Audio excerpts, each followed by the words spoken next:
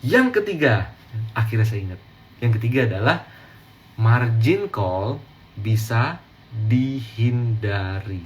Teman-teman, berapa banyak teman-teman kita yang trading mungkin sedikit pakai margin, pakai dana T plus atau pakai margin. Ketika saham yang dia beli ARB, hari pertama masih aman. Hari kedua ARB mungkin masih aman. Hari ketiga dia langsung udah ada alert margin call. Anda harus jual karena dananya tidak mencukupi. Anda harus transfer dana. T plus 3 ya, T plus 3 ya. Harus transfer dana. Tapi uangnya saya udah nggak punya. Uangnya semua udah all in di saham. Nah akhirnya apa? Hari keempat, hari kelima, kali 6 dia harus dijual sahamnya. Entah itu saham yang ARB atau dia harus jualan di saham lain yang tidak ARB. Ujung-ujungnya karena 1-2 saham yang ARB membuat market jadi rontok. Kayak gitu teman-teman. Membuat market jadi rontok. Kebayang nggak? Jadi ARB berjemaah itu hari pertama, hari kedua mungkin masih normal. Hari ketiga, hari keempat semua itu jualan kadang bukan karena mau jualan, tapi karena harus jualan for sale karena lu all in pakai margin. Lu all in pakai dana T plus. Dana T plus itu gimana? Uang saya udah 0, tapi saya punya buying limit 100 juta. Dengan asumsi T plus 2 saya transfer. Tapi karena Anda ingin all in dan scalping, Anda beli, Anda hajar kanan pakai uang limit 100 juta yang tidak dimiliki. Ternyata harganya turun 2 hari, membuat sekuritas akan kasih notifikasi dong, Pak Rio, Anda punya outstanding 100 juta, harap transfer dananya di RDN. Hari pertama nggak ditransfer, hari kedua nggak ditransfer, hari ketiga for sale teman-teman, for sale. Oke? Nah jadi itu dia ya. Jadi ARB simetris itu pada dasarnya itu akan tetap membuat market baik-baik aja. Bahkan bagi saya pergerakannya jadi semakin sehat. Nah, mungkin teman-teman ada di luar sana pasti ada yang ngobrol gini, gila serem juga dong ya. Gue beli saham di harga 1.000 bukan 1.000 lah, 100 lah ya, 100. Harga 100 naik 35% jadi 135. Gue beli di 135, dia kan bisa turun ke 100 dan turun lagi 35%. Jadi 65 gitu ya. Ini 100 nih, arahnya 135, ARB-nya 650. Jadi gue beli di 135, hari yang sama bisa turun ke 65. Itu begonya dia. Kenapa lu beli di pucuk? Bener gak? Setuju gak teman-teman? Kenapa beli di pucuk? Kalau belinya saham yang gak liquid, saham gorengan, ya pasti bisa turun kayak gitu. Tapi kalau belinya saham yang sehat, likuiditasnya bagus, mostly gak akan kayak gitu teman-teman. Apakah teman-teman setuju? Oke, gitu ya. Itu dia kurang lebih ya. Pertama adalah kalau ada yang mau buang barang dalam jumlah agak besar, bisa jadi sehari kelar. Yes, dia mungkin turun banyak, Anda mungkin kena stop loss, tapi langsung beres. Itu yang pertama. Kedua, market yang lebih stabil, yang lebih liquid, nggak ada batasan yang terlalu sempit, membuat psikologis jadi lebih tenang. Intinya jangan bikin orang panik. Panik karena kalau ARB gue nggak bisa jual, mendingan gue jual sekarang, nyerobot jual. Oke, itu nggak terjadi. Yang ketiga adalah margin call. Margin call yang terjadi akibat harga saham ARB, akibat trader retail itu all in pakai dana T plus, dana trading limit istilahnya ya, itu lebih kecil peluang terjadinya. Teman bayangin nggak? Ketika temen ya, ketika trader teman kita nih all in pakai dana pakai trading limit, beli sahamnya ARB minus 35%.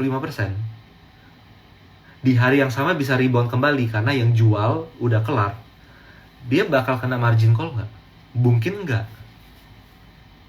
Mungkin enggak. Itulah kenapa sehari kelar, sehari 2 hari kelar gitu. Tapi pada dasarnya saya kecil sedikit saya melihat kejadian dulu ya. Ketika ARB ini simetris, harga saham itu ARB. Kita ngebayangkan ARB 35%, ARB 35%, ARB 35%, langsung KO kan gitu kan. Kelihatannya nggak pernah terjadi seingat saya, kecuali di saham gorengan yang benar-benar bapuk banget. Gitu teman-teman. Oke, nah itu dia. Nah jadi sekarang tipsnya sekarang. Jadi gimana cara kita menghadapi market di bulan apa ya, Juli ya kalau nggak salah ya, dimana pergerakan harganya sudah simetris teman-teman. Kita balik lagi ke prinsip dasar kita melakukan trading. Ketika kita melakukan trading, kita harus mengenal karakter pergerakan harga saham tersebut. Ini nggak bosan-bosan saya selalu ngomong teman-teman, karakter pergerakan harga saham tersebut. Apakah tipe saham tersebut adalah tipe saham yang naik pelan, tahu-tahu turunnya kencang. Ini nggak ARB, nggak bilang ARB, tapi turunnya itu selalu kayak lempar batu ke bawah gitu. Nah, kalau itu yang terjadi, Anda harus udah siap-siap dari awal. Anda udah harus tahu bahwa itulah resiko yang Anda akan terima. Karakter tidak pernah bisa berubah. Sama seperti karakter orang. Karakter trader tidak pernah berubah. Ngalamin nggak? Ada teman kita yang hobinya trading saham gorengan, udah dinasehatin, dijelasin, pakai data segala macem, akhirnya tobat. Ya udah gue beli blue chip, gue ikutin saran lo. Oke, sebulan lagi ketemu, dia jadi trader gorengan lagi. Percayalah teman-teman, karakter itu nggak bisa berubah. Jadi kalau Anda mengalami masalah dengan kinerja porto, mungkin masalahnya ada di karakter. Karakter bisa diredam dengan metode. Nah, itu jadi nomor 2. Karakter saham Anda harus kenali. Yang kedua adalah metode. Anda harus mengerti ada metode yang cocok dengan karakter tertentu. Contoh, saham yang tipenya swing, lebar ya. Tipenya swing, metodenya ini.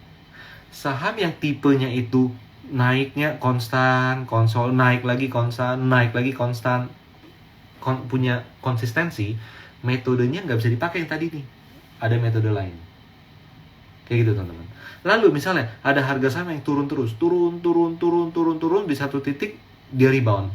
Ketika Anda mau bottom fishing di momen tertentu itu, Anda nggak bisa pakai metode yang tadi pertama ataupun metode yang kedua. Ada metode lain yang Anda harus pakai gitu. Jadi nggak bisa disamaratakan. Indikatornya sama, tapi caranya berbeda. Kayak gitu teman-teman. Nah, itu yang teman-teman perlu cek gitu ya. Teman-teman yang perlu cek karakter pergerakan harga saham. Kalau Anda bisa memahami karakter pergerakan harga saham yang ingin dibeli, maka Anda akan tahu, oh ini tipe saham swing atau ini tipe saham trend. Ini tipe saham yang volatilitasnya tinggi atau ini tipe saham yang volatilitas itu rendah. Apakah ini saham trend yang lagi istirahat? Atau ini memang saham sideways yang memang gitu-gitu aja tiap hari? Nah, Anda akan tahu, oh menghadapi saham A yang swing, saya harus pakai metodenya gini. Menghadapi saham yang kalau rally itu nggak napas, naik terus, saya harus pakai metodenya itu. Nah, itu yang teman-teman harus pelajari. Itu istilahnya adalah multiple trading strategy. Sekarang, jadi teman-teman harus tahu dengan adanya dibukanya ARB simetris kembali, jadi ARB simetris kembali. Jadi pada dasarnya Anda harus bisa lebih mantap dalam melakukan analisa. Kita nggak bisa sekedar sahamnya naik, gue beli deh. Nggak masalah. Kenapa? Kalau turun, walaupun udah tinggi, kalau turun, toh juga ketahan 7%. Ujung-ujungnya kita lomba-lomba jualan ke bawah atau bengong, lihat harga sahamnya ARB terus. Nah, itulah kenapa dengan dibukanya ARB asimetris menjadi simetris, itu menjadikan kita bisa menganalisa saham lebih apa adanya dan natural. Pergerakannya akan lebih natural. Dan Saham-saham yang kualitasnya bagus, middle cap ke atas, mostly jarang terjadi ARB. Yang kejadian ARB adalah sahamnya tiba-tiba perusahaannya bermasalah.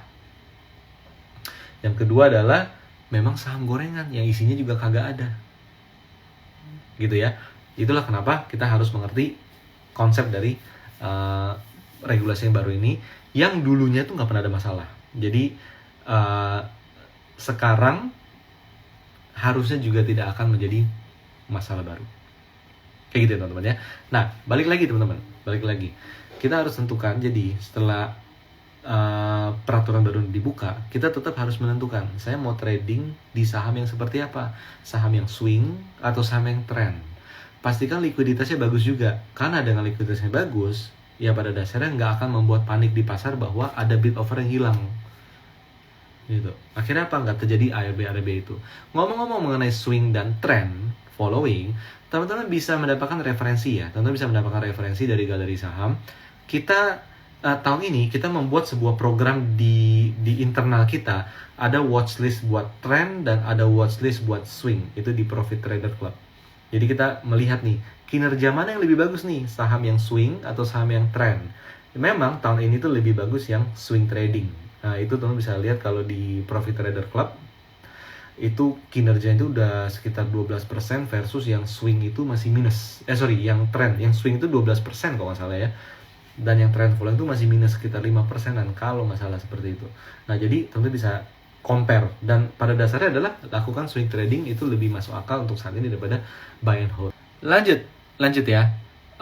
Di sini dari UU Stop lewat Zoom ya. Yes, ini Zoom. Oke, ini Zoom, bukan YouTube dan lain-lain, tapi ini Zoom. Lanjut, dari Kuang Chen. Nanya Pak, kalau harga breakdown support atau patah trend dengan volume kecil, apa tetap harus cut loss ya? Iya. Jadi selama likuiditasnya itu likuiditas yang sehat, volume kecil itu sudah menandakan sesuatu. Tandanya apa? Pembelinya sudah tidak siaga lagi. Jebol, walaupun volume kecil. Break resist juga sama. Kalau kita nunggu volume gede, yang ada harga lagi di bawah, baru volume gede. Karena itu bukan volume jual lagi, tapi volume ngebeli.